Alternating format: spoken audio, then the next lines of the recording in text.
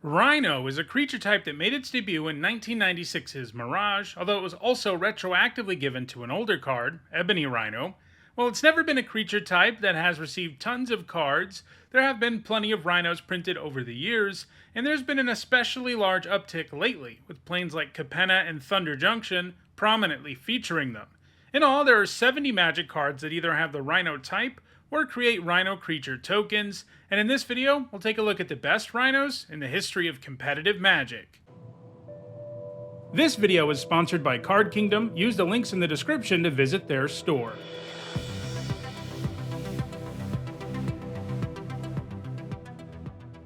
Before we get started, here's a quick reminder on how I rank cards in these videos. I use a scoring system where a first tier top 8 is worth 2 points. This includes events like Pro Tours, and a second tier top 8 is worth 1 point. This includes events like regional championships.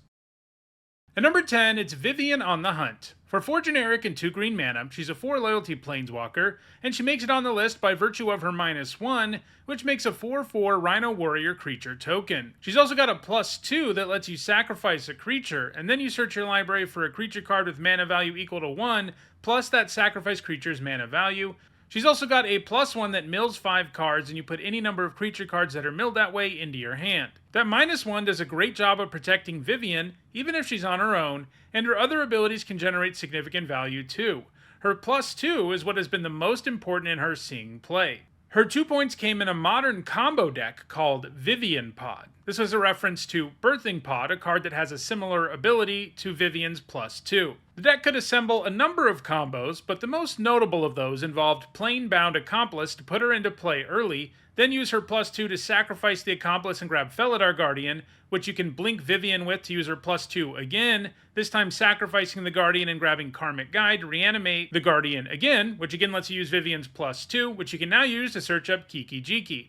Now, you can make a copy of Karmic Guide with Kiki-Jiki to reanimate the Guardian, and do the usual thing where you copy Felidar Guardian, which blinks Kiki-Jiki, who can then tap and blink as many times as you want until you have enough Guardians to kill your opponent. The combo is obviously pretty convoluted, but having a card like Vivien makes such a thing possible, but it didn't have any real staying power in Modern, not putting up any more top finishes since 2022. At number 9, it's Invasion of Ergamon. For a red and a green, it's a 5 defense battle with the Siege subtype, and when it enters the battlefield, you make a treasure token and you discard a card. If you do, you draw a card. Because it's a battle, you can attack it, with damage removing the defense counters, and once those counters are removed, it gets exiled and you cast it transformed, at which point it becomes the Rhino Truga Cliff Charger, a 3/4 with trample, and when it enters the battlefield, you can discard a card, and if you do, you can tutor up a land or battle. Getting all of this for 2 mana is great, especially because you get a rebate on 1 mana right away thanks to the treasure it gives you. It gained most of its points in modern Indomitable Creativity decks, which look to use creativity to cheat huge threats into play, like Atraxa or Archon of Cruelty. It pulls this off by not running any actual creatures or artifacts and instead targeting tokens with creativity. If you do that, you get your big threat 100% of the time. Invasion of Ergamon gives you an early treasure token while digging you deeper in your deck, which means you're more likely to cast creativity in the near future. Invasion of Ergamon is likely to gain more points in Modern in the future. At number 8, it's Rock's Faith Mender. For 3 generic and a white, it's a 1/5 with lifelink, and if you would gain life, you gain twice that much life instead. That means on its own, it's a 1/5 that gains you 2 life every time it does damage, and obviously enough you're going to be augmenting some other life gain if you're playing this card. It saw significant sideboard play in Standard between 2012 and 2013. Control decks would bring it in sometimes to make their Sphinx's Revelations even more potent, and reanimation decks would bring it in to buy themselves time to reanimate big, scary things, while also doing stuff like making Thragtusk's life gain pretty insurmountable. It hasn't put up any top 8 since rotating out of Standard, though. At number 7, it's Dauntless Escort. For 1 generic, a green and a white, it's a 3/3, and you can sacrifice it to give creatures you control indestructible until end of turn. This makes this Rhino a pretty solid beater, one that can save your board from sweepers. There's often a market for that type of creature, especially in Standard, as it makes aggro decks far more resilient, and indeed it saw play in exactly that kind of deck in Standard. It was also used on occasion by Legacy Elf decks, which also liked to load the board with a bunch of creatures and didn't like getting them blown up. That deck could even search it up at instant speed using Court of Calling, which really gave your opponent a bad day. However, Dauntless Escort hasn't gained any points since 2011. At number 6, it's Rock's Warmonk. For a green, a white, and a blue, it's a 3/4 with lifelink. That's a pretty nice stat line even today, and it was even better in 2008. It was played in Bant aggro decks in Standard, Extended, Modern, and Legacy, but it's been more than 13 years since Rock's Warmonk has gained a point. Creatures have gotten significantly better over the years, and he's simply no longer good enough to see any significant play in Modern or Legacy.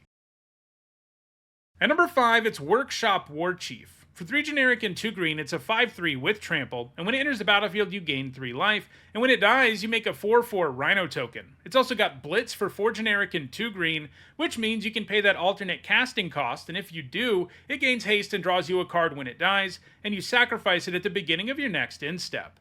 Whether you cast the Warchief normally or with Blitz, you get tons of value, since a 4/4 Rhino and 3 life is worth more than a card on its own. If you blitz it, you can get in for a hit sooner and draw a card at the end of your turn while still getting the life and the Rhino. It's been played in Standard Jund mid-range decks, which are loaded up with this type of creature that puts lots of pressure on slower opponents while allowing you to stabilize effectively against aggro. However, it hasn't put up any top finishes in 2024 and it just rotated out of Standard, so right now it effectively has no home in any format, but it's certainly not impossible that it finds some traction in Pioneer in the future. It just delivers too much value for us to count it out entirely. At number 4, it's Stonehorn Dignitary. For 3 generic and a white, it's a 1/4, and when it enters the battlefield, it forces your opponent to skip their next combat phase. While making someone skip their combat phase isn't quite Time Walk, it can kind of feel like it against aggro decks, because it does stall them out for at least one more turn, which can often be all you need to stabilize. It gained 1 point in a standard Birthing Pod deck, which could tutor it up when it was ideal, but it's gained the most points in Pauper, a format where only commons are legal. In particular, it's been played in Tron and Flicker decks. The former likes to buy themselves more time to assemble their powerful lands, and the latter can use Ephemerate and similar cards to make the opponent skip their combat phase over and over again. The Dignitary is going to keep gaining points in Pauper, but the 3 cards in front of it all have huge leads and are also still active, so number 4 is probably the best it will ever do.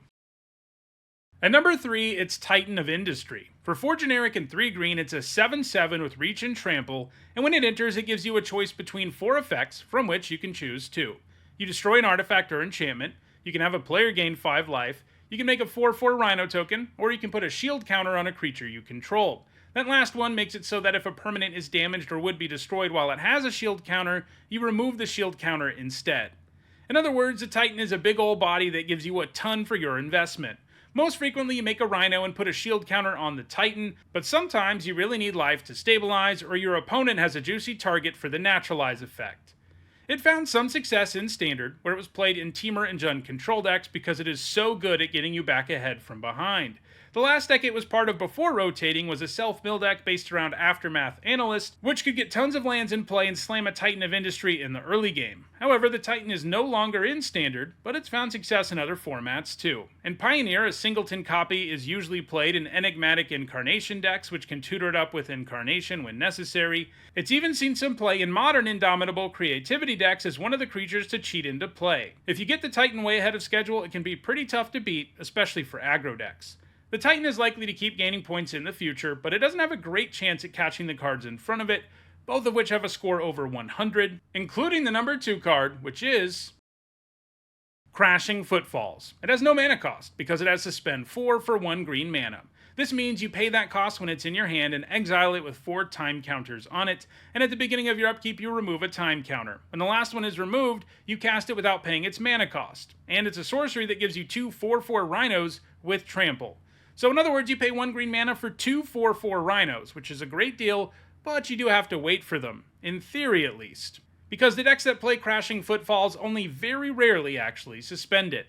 As a Modern Horizons card, the only 60-card formats Crashing Footfalls is legal in are Modern, Legacy, and Vintage, and in all 3 formats it's been played in decks that look to abuse how Crashing Footfalls interacts with the Cascade mechanic. If you build your deck correctly, and cast something like Violent Outburst that has Cascade, you always hit Crashing Footfalls. And getting those 2 Rhinos as early as turn 2 is tough to beat. This, and other Cascade combos, proved to be so problematic in Modern that the Outburst actually got banned. But there are still enough Cascade cards in Modern for Footfalls decks to be viable, and the Outburst remains legal in both Legacy and Vintage, and it's pretty active in the former.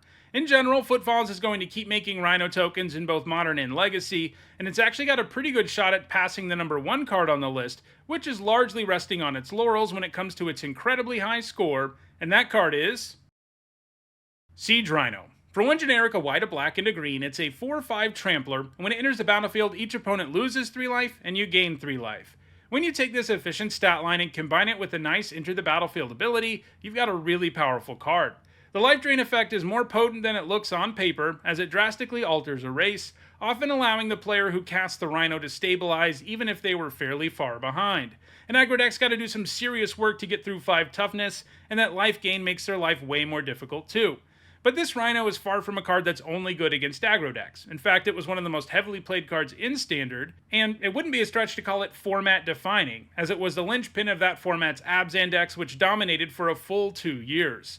This Rhino hasn't been entirely contained to Standard either, although it hasn't been nearly as dominant anywhere else. It was played in birthing pod decks for a time in Modern, where the Rhino was a great card for both searching up and sacrificing with the pod. Its points in Pioneer have all come in decks that can tutor up a singleton copy too. In the early days of the format, decks using Bring to Light were grabbing Siege Rhino, and more recently it's been played in enigmatic Incarnation decks. However, it hasn't been played in Modern since 2019, and it's far from a regular feature in Pioneer either, so while Siege Rhino is still adding to its score, it seems inevitable that Crashing Footfalls will pass it in the near future.